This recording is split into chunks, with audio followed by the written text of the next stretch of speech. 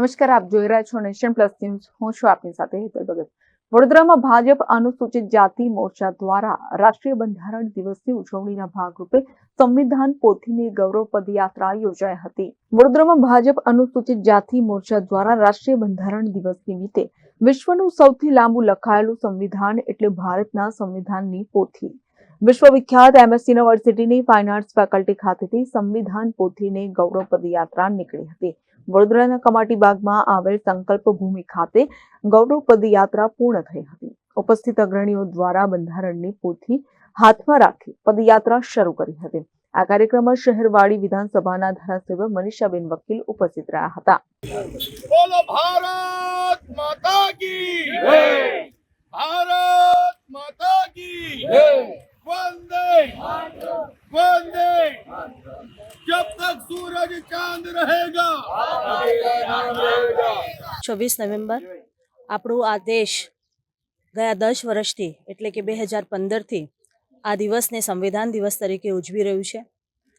આજે સૌ નાગરિકોને દેશના અને દેશની બહાર આપણા જે ભારતના નાગરિકો રહેતા હોય તે બધાને સંવિધાન દિવસની ખૂબ ખૂબ શુભેચ્છા પાઠવીએ છીએ. સમગ્ર દેશમાં આજે એની ઉજવણી થઈ રહી છે અને આજે વડોદરા ખાતે પણ SC મોરચા દ્વારા ખૂબ સારી રીતે એનું આયોજન કરવામાં આવ્યું છે. સંવિધાન દિવસ એટલે આજે દરેક ભારતીય નાગરિકોને સમાન અધિકાર મળે એનો આ દિવસ છે. સાથે સાથે આ એકતાનો દિવસ છે કે બધા જ પહેલાં ભારતીય છે અને બીજી બધી વાત પછી આવે છે. એ વાત કરનાર આપણા બાબા સાહેબ આંબેડકર 1949માં જ્યારે આ 26 નવેમ્બરના દિવસે સંવિધાન મૂકવામાં આવ્યું અને તેથી લઈને આજ દિન સુધી એટલે લગભગ 75 વર્ષ થયા અને એની ઉજવણી પણ આજે છે. ત્યારે સૌને હું ખૂબ ખૂબ શુભેચ્છા પાઠવું છું. સંવિધાન પોથીની ગૌરવ પદયાત્રામાં અનુસૂચિત જાતિ મોરચાના શહેર પ્રમુખ હર્ષદ પરમાર, વડોદરા શહેર મહામંત્રી સત્યન કુલાબકર, નગર પ્રાથમિક શિક્ષણ સમિતિના અધ્યક્ષ નિશ્ચિત દેસાઈ તેમજ ભારતીય જનતા પાર્ટીના ચૂંટાયેલા પ્રતિનિધિઓ અને મોટી સંખ્યામાં કાર્યકર્તાઓએ વિશેષ ઉપસ્થિત રહીને આ કાર્યક્રમને સફળ બનાવ્યો છે. 26 નવેમ્બરના રોજ અનુસૂચિત જાતિ મોરચા ભારતીય જનતા પાર્ટી વડોદરા મહાનગર દ્વારા આજે સંવિધાન દિવસની ઉજવણી કરવાનું આયોજન કરાયું છે. ત્યારે આ આયોજનના ભાગરૂપે આજે સંવિધાન ગૌરવ યાત્રાનું આયોજન કર્યું છે, જેમાં મોરચાના કાર્યકર્તા તથા જનરલ સંગઠનના તથા અમારા ધારાસભ્યશ્રી, મહામંત્રીશ્રી, શિક્ષણ સમિતિના ચેરમેનશ્રી તથા તમામ કાઉન્સિલરો તેમજ મોરચાના કાર્યકર્તાઓ ઉપસ્થિત રહ્યા. દેશનું આ બંધારણ જ્યારે અમલમાં આવ્યું આજના દિવસે અને આ સંવિધાનથી જ આખો આપણો દેશ ચાલે, ત્યારે આપણા આદરણીય વડાપ્રધાન શ્રી નરેન્દ્ર મોદીજીએ આ દિવસને સંવિધાન દિવસ તરીકે ઉજવણી કરવાની ઘોષણા કરી હતી અને ત્યારથી જ આ દિવસ આજે સંવિધાન દિન તરીકે ઉજવાય છે.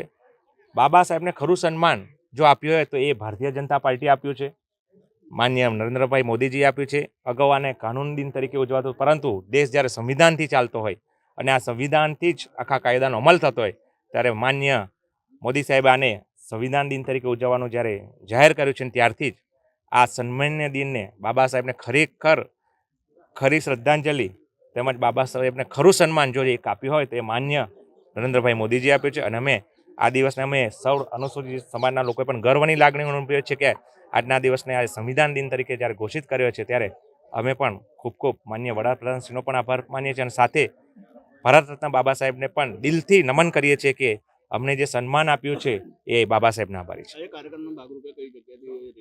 આજે અમે ફાઇન આર્ટ્સ MS યુનિવર્સિટીના ગેટથી સંકલ્પ ભૂમિ સુધી કાર્યક્રમ કર્યો અને અહીંયા ફુલાર વિધિ કરીને હવે અમે એક શપથ ગ્રહણ કરીશું અને આ કાર્યક્રમ ત્યારબાદ સંપન્ન કરીશું.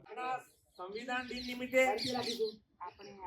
આજે આ એક શપથ લેવાની છે, તો શપથનું વાંચન કરું છું. આપ સર્વ આ શપથ મારી સાથે પઠન કરશો. હું ભારતના નાગરિક તરીકે બંધારણની સાક્ષીએ શપથ લઉં છું કે હું બંધારણની ગરિમા જાળવતા બંધારણની રક્ષા કરીશ. દેશની સર્વ પ્રકારે પ્રગતિ અને સુરક્ષા માટે સમર્પિત રહીશ. ભારતના આદર્શ નાગરિક તરીકે હું મારા કર્તવ્ય અને ફરજોનું પાલન કરીશ તેમજ દેશના પર્યાવરણ તથા કુદરતી સંસાધનનું જતન કરીશ હું દેશની સ્વચ્છતા અને આરોગ્ય માટે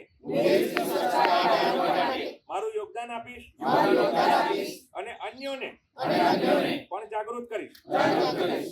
કેમેરામેન નવનીત પરમારની સાથે સત્યમ નવાશકર, નેશન પ્લસ ન્યૂઝ, વડોદરા. સમાચારોના સતત અપડેટ મેળવવા માટે અમારી નેશન પ્લસ ન્યૂઝની યુટ્યુબ ચેનલને સબસ્ક્રાઇબ કરો, બેલ આઇકન દબાવો અને જોડાયેલા રહો ફેસબુક, ઇન્સ્ટાગ્રામ અને ટ્વિટર પર.